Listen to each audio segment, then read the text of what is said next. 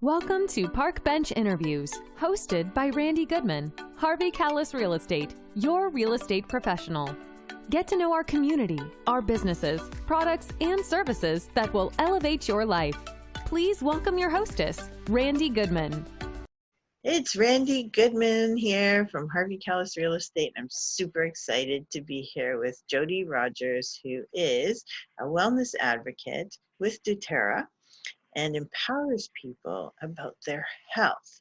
And I'd love to hear all about it. But first, I want to know, who is Jodie?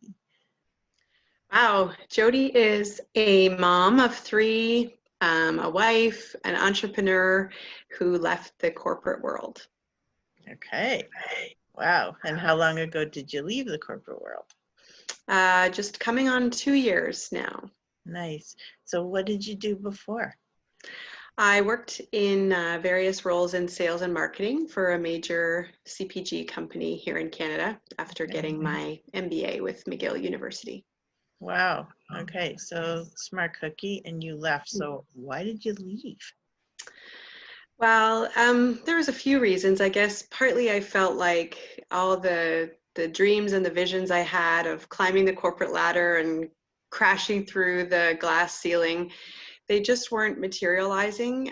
My biggest cheerleaders and my biggest supporters had either left the country to pursue international positions or left the company altogether, and I sort of felt left behind and stuck in these mundane tasks with little value or sense of purpose. And I discovered essential oils, and they opened up my mind to just natural healthcare for my family. And before I knew it, I started sharing them quite naturally with coworkers and friends, and I started to get an inkling for something more, something I could pursue for myself.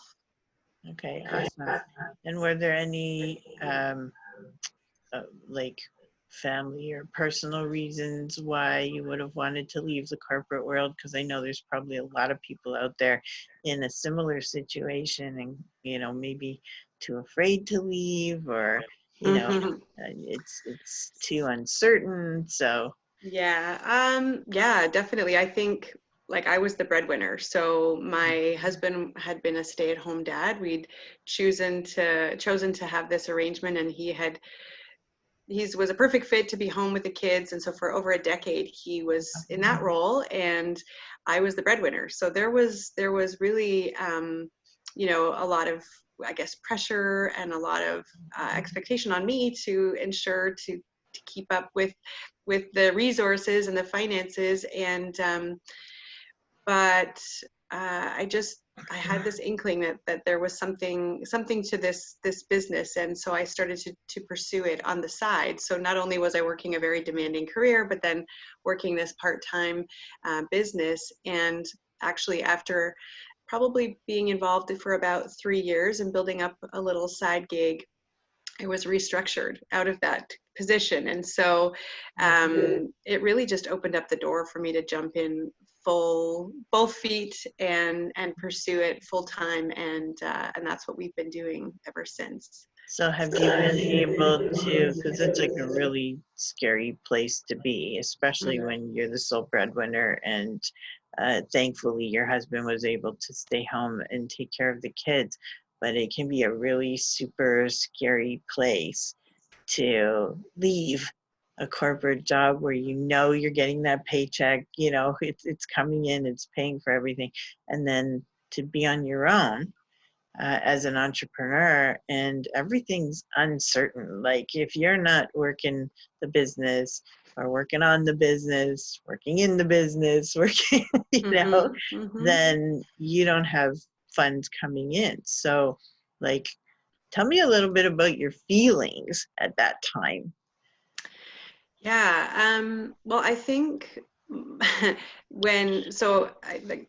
period just before the restructure that ended up in my freedom, I call it sort of like my freedom from jail, I was in a really down place. I really didn't enjoy what I was doing, and I really was feeling stuck. So, hate is not a word we allow in our house, but mommy could say, I hate my job. Wow. and did often. And so I really was in not in a good place emotionally. And so when the announcement was made, I really just had this sense of peace, that it was a door closing for me that I was really too afraid to close for myself, because I was, you know, the breadwinner, and kind of just opening up this door saying like, hello, do you need a neon sign that go this way? And so a lot of people could feel, you know, stress and a financial burden and, you know, sense of value, but loss, right? Like, how could this happen to me? But for me, and, you know, the first person I called, of course, was my husband. And then I called, you know, one of my business partners in DoTerra, and they were really excited for me because they saw it for what it was, which was an opportunity to really do what I was passionate about and just do it full time. So, yeah. And, you know, I know you off the screen, so I know how passionate you are about DoTerra, but you also got to start working with your husband with this. This was an opportunity to work together and also get him back in the workforce, basically, right? Yeah. Do you want to tell us a little bit about that? Yeah, and I think, I mean, obviously that can be a challenge, right? This was a new environment for us. So he'd always been home, but been home kind of on his own accord and doing his daily routine without me around. And so, you know, the last year and a half has really been one of figuring out exactly what roles we play. And sometimes there's crossover and sometimes they're very separate. And so, yeah, and I think it's been a real joy to just be around. I mean, I've always been thankful that we had him home to kiss the kids' boo-boos, and, you know, not a nanny or a caregiver. And so, you know, my kids also grow up in this very different environment of both parents being around after school and in the morning and so on. And so, but yeah, it has its challenges, but it's also been it's been very rewarding, and it's been a good opportunity to kind of discover and figure out what roles each will take. Well, you guys get to make your own hours, you get to be there for the kids, you get to, you know, do it alone or do it together, your choice, right? You can trade off on those positions. And I also know that your husband's pretty passionate about this as well. So it's nice that the two of you are on the same page, and you get to kind of choose, you know, where you are, what you do, when you work, when you don't work. And yeah, exactly. So how has, like, since we're in the middle of COVID here, it would be nice to also share, how has this affected your business? Because your product is very hands-on, right? And it's sensory, and it's something you want to touch and feel and put on your body, or when put in your hands, and be able to smell it. So how has this affected or changed the way you're doing business right now? Yeah, obviously there are some changes for sure. I think we've, you know, my business is a lot around education, and so obviously educating people online is very it's what everyone's doing now. So we continue to be able to educate and hold online classes and workshops, meet people one-on-one, like we're meeting today. But the sensory part, how we've overcome that is really to offer people samples. So thankfully the mail is still working, and we can do porch drop-offs. And so there's a few key essential oils we love to have in people's hands for an online class. And so we're trying to make that work, and it doesn't always work, but the key is education first, and then the products come, and once they have them in their home, we can meet them virtually to continue to bring them on their wellness journey. And Jodie, that's a great idea, like for people who are in business and may have products similar to yours, or just the idea where the people really need to have it in their hands or whatnot. And you're lucky because you guys have samples that you can share with people that you don't need to have back. I know if it was something like equipment or something like that, it's not, you know, very easy to go and drop one at someone's door. But for those of you out there who can get a hold of samples in your business, doing those drop-offs or being able to mail them out if they're small items that wouldn't cost you an arm and a leg to mail. It's a great idea. And I know you guys have these cute itty bitty little samples. They're so adorable. I don't know if you have one near you to show, but no, I don't. I should have thought of that. but they're so cute and easy to mail or easy to go and drop off if someone doesn't live too far away. So that's another great idea to share. So thank you for that. So you also are involved in the community. I know you you feel it's important to give back. Tell us a little bit about what you do to give back to society, community, or charitable. Yeah, well, a couple things I do that are a little on hold right now. One of them was I lead up a women's ministry group at my church, and so obviously we're not meeting for our monthly coffee or planning our spring tea just do now. Do it online. Yeah, you know what? I really should.